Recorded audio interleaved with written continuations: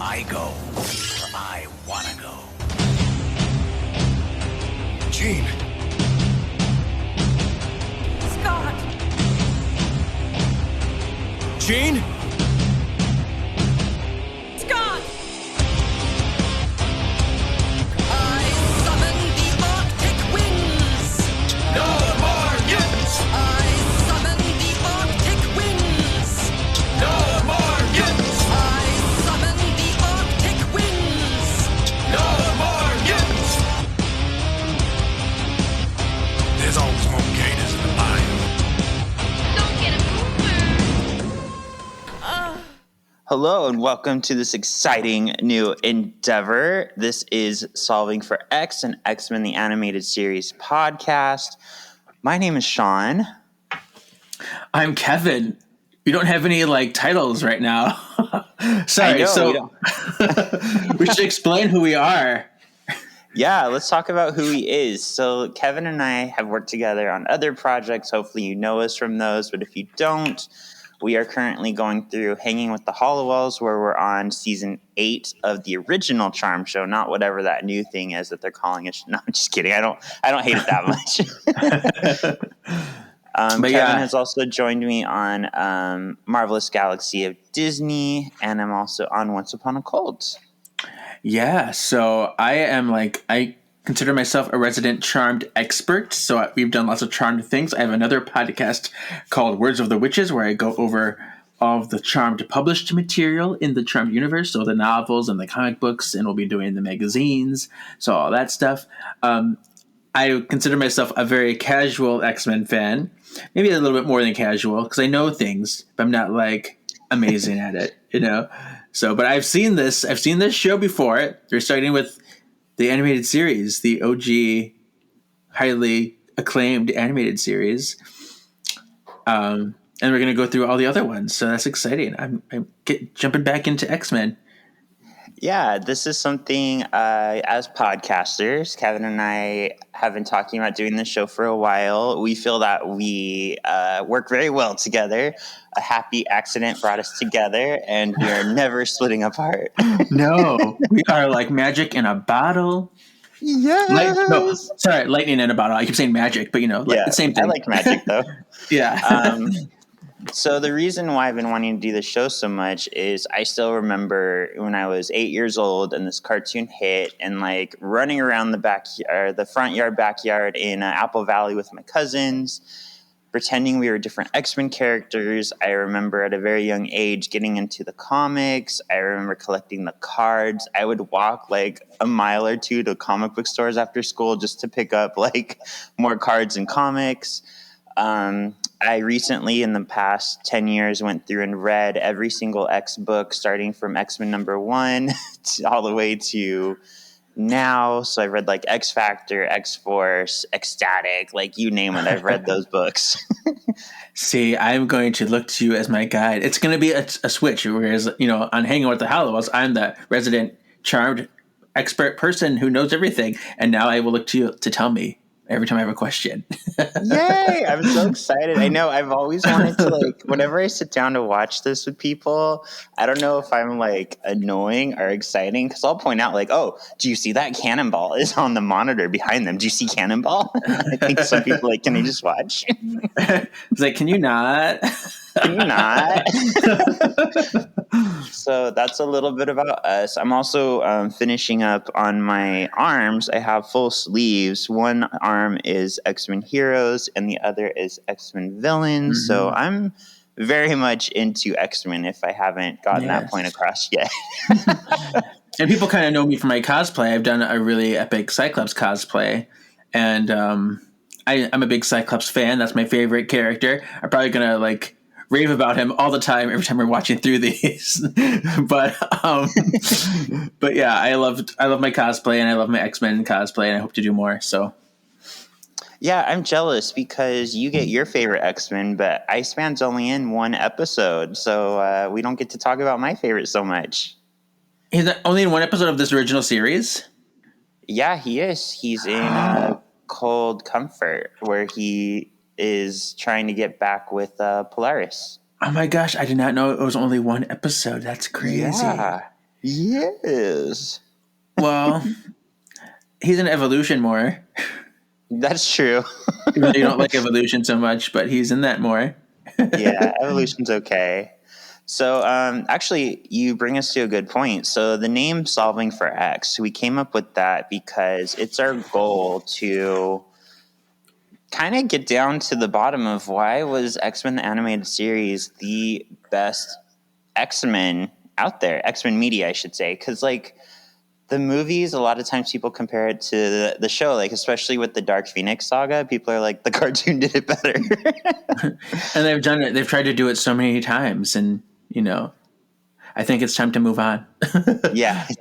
Well, I want to see Fox do it, or not Fox. I want to see Marvel do it right. Oh, sure. Yeah. Fox did it wrong twice.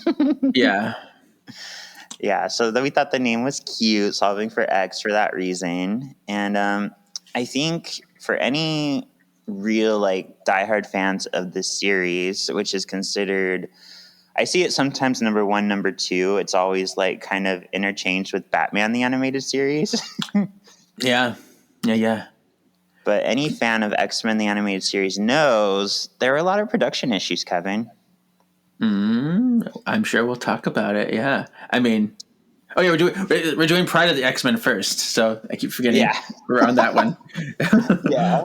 So the reason I bring that up is just so everybody knows, on this show, we're going to go by the story order. So we're going to go, I have Eric Lewald, who was the showrunner. I have his book where he lists out the order that it was intended to be aired. So we're going to go by that order, which is the story order. Because, I mean, there's an episode where Scott is mourning the loss of Jean Grey, which should have been in season 3, but showed in season 5. So we never get like that.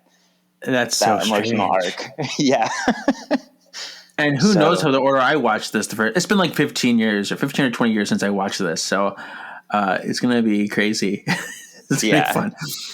So we are going to watch it in story order. So if you are following along and watching it with us, just make sure to pay attention to what episodes are next, because it may not necessarily be what's on Disney Plus or on the DVDs next. Mm-hmm. Cool. Would you like to hear about some of the production issues? They're kind of funny. Please tell me. Yes. So a lot of this animation all the animation was done overseas. So basically, Eric Lewald and team would storyboard, they'd write, they do everything they possibly could here and then send it out to be animated. Kevin, some of these animation studios, they got a sense of humor. Okay. They would sometimes get animated episodes back with like penises in the background. Oh my. One time, apparently, Lady Deathstrike's breasts were like incredibly animated, like just bouncing and moving around everywhere. And they said like this was gorgeous animation, but not for kids.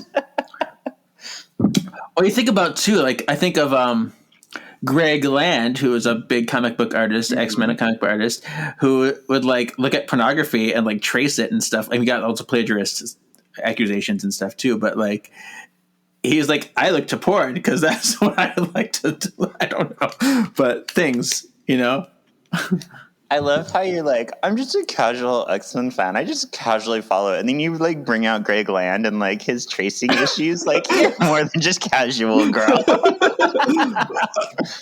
Yeah, I guess so. But, I'm more than casual, but I'm still not, because comic books are so like overwhelming to me. Like just the whole, how they can go in all different directions and to keep up to date with them. It's so difficult for me. So I haven't read everything like you. So that's why I feel like I'm still like in the dark about a lot of things, but I guess I do know things. I know more than the average bear. Okay, so you consider yourself a bear?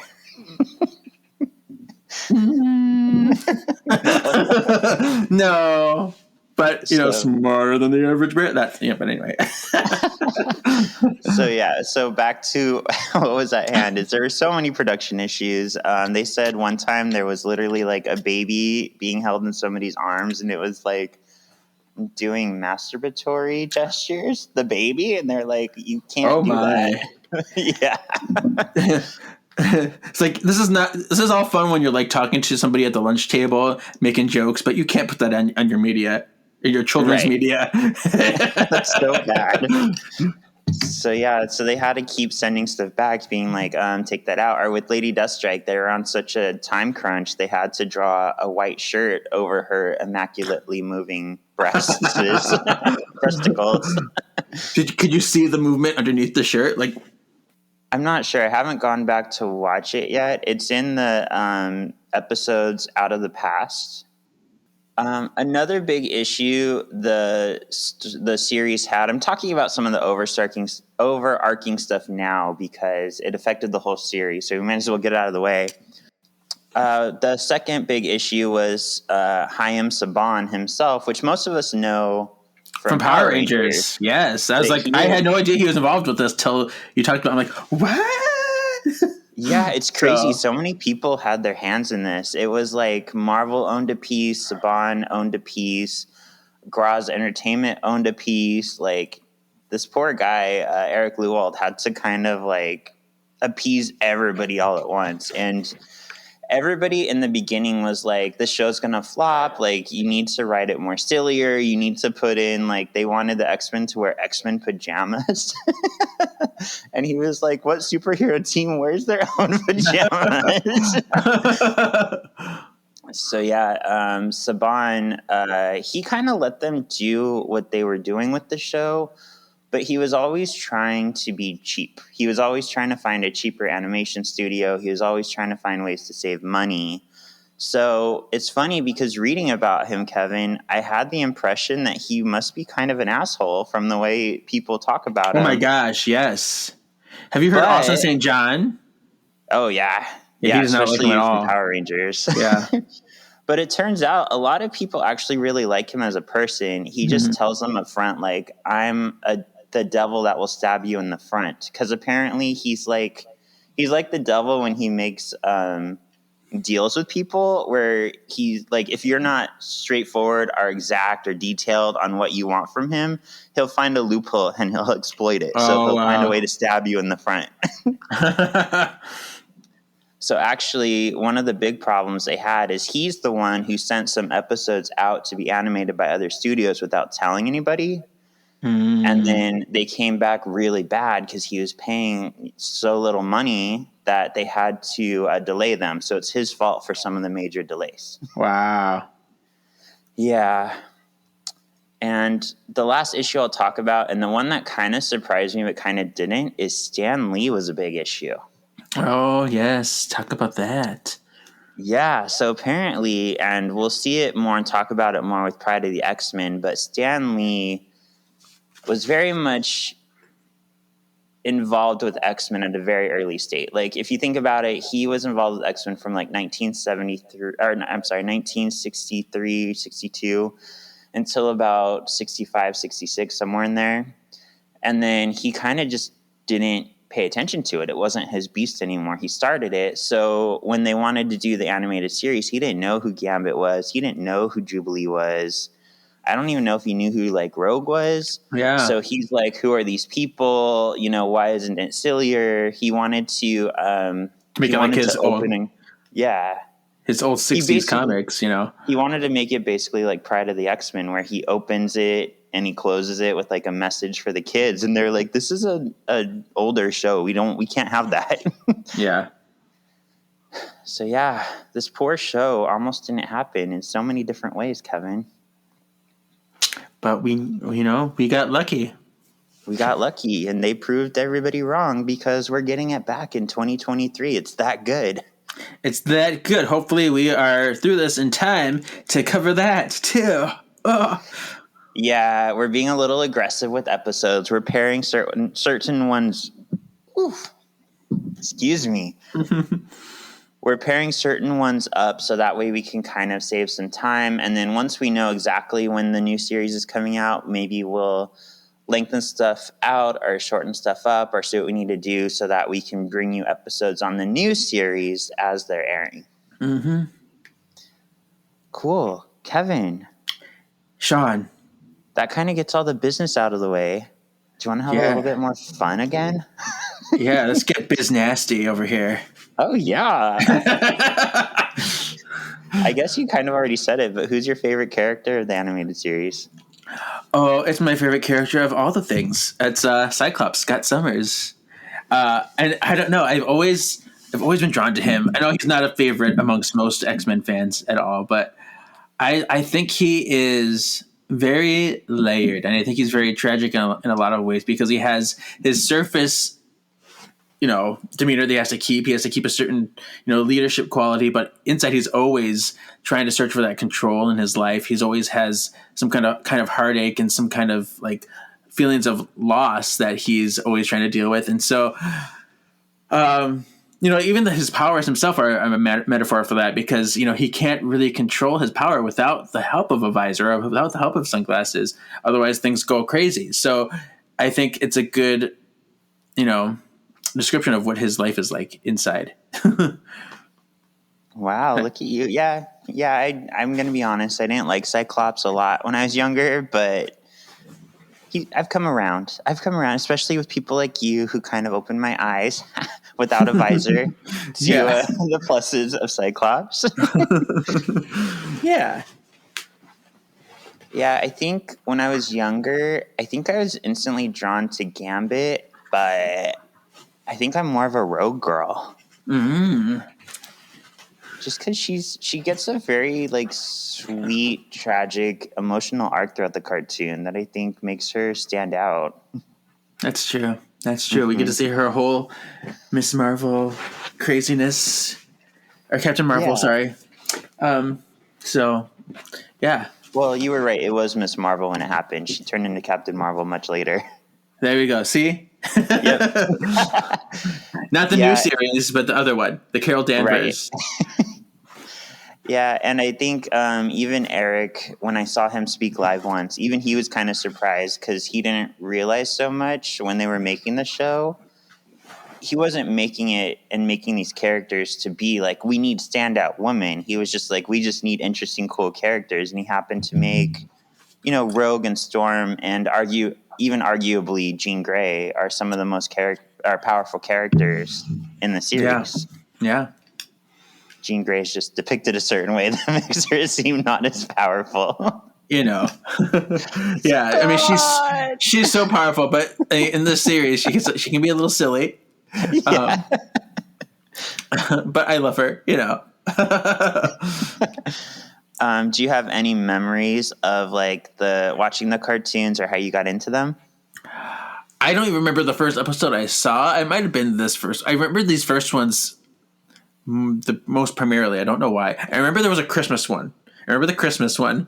And, yeah. And I remember when they went to space. I remember because I remember like seeing Corsair and being like,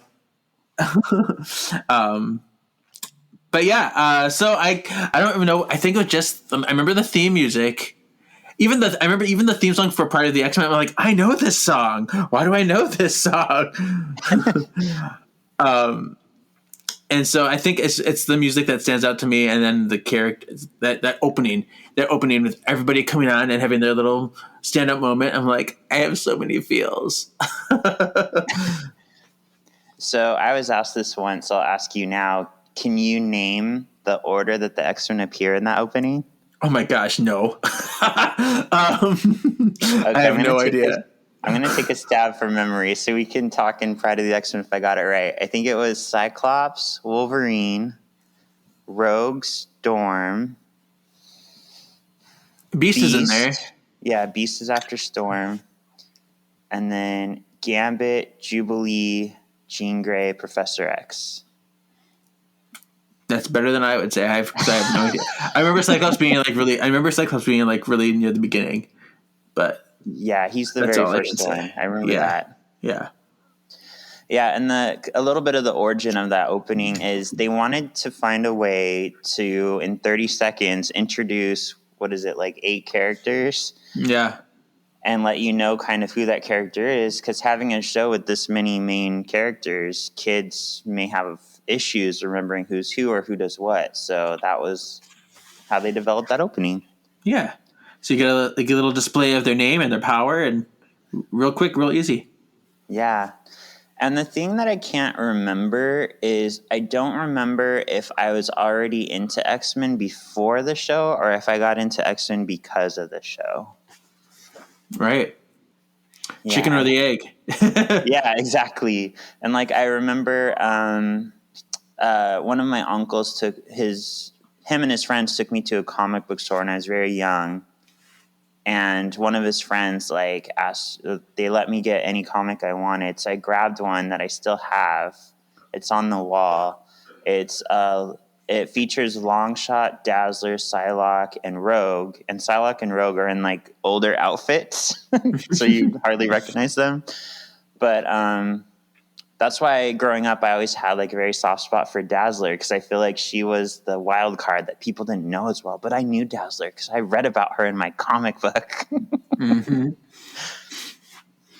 So yeah, whether it was the show that got me into it or whether I was already into it, my cousin also, like his mom spoiled him and bought him a bunch of toys and comics, and he would always give me some of them too. So I was a very spoiled little X-Men brat. All right, so we're getting down to the nitty-gritty. So let's talk about Expose. I'm so excited for Expose. Expose. Yeah, we have a whole new system. You're gonna have to guide me along with your ideas here. Yeah, so we thought it'd be fun if you've listened to us on Hanging with the Hollowells, it's something we do there. But every episode, we're gonna highlight an X-Men character. It may be a hero, it may be a villain. If you're into X-Men, a lot of times that line is blurred as to whether they're a hero or a villain anyway, just someone from the X universe. And we're going to tell you when the character first made their first appearance, in what comic book, and just a little bit about their powers, abilities, and kind of like why we like them. Yeah, like a expose, like a feature. Thank you for describing the thing with what the thing is. You're welcome. Expose is like an expose.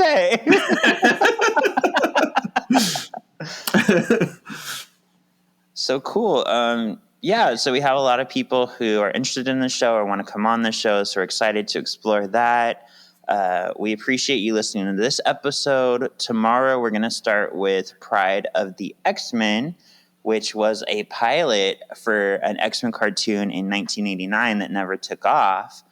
But we want to talk about it for two reasons, because I feel like Pride of the X-Men helps us talk about the animated series, because a lot of the things that went wrong with Pride of the X-Men is what drove what they wanted to get right with the X-Men animated series. But also, Kevin and I are keeping things open, listeners. We're going to have to find a name for you, listeners. But we're keeping things open because if the show is going well by the time we're done with the animated series, we have the option then of going in order and doing X-Men Evolution next, depending on what our listeners want from us. Mm-hmm. And we're gonna start, when we start this, we're gonna be kind of very busy because we're all doing multiple podcasts. This is this is my third one now that I have, and you have, I don't know how many going on anymore, but right now 3 because Marvelous Galaxy is on hold. Sure. So yeah, so at least until July when we finish Hanging with the Hollowells with the season 8, and maybe that goes on hiatus for a while, we're gonna be in overdrive. Yep. but it'll be good. It'll be good. All right, cool. So tune in tomorrow. Pride of the X-Men will come out, and then next week, Friday, Night of the Sentinels, part 1 and 2. Yeah. Cool. Thank you for listening. We'll see you tomorrow. Cool. That went good. Yeah.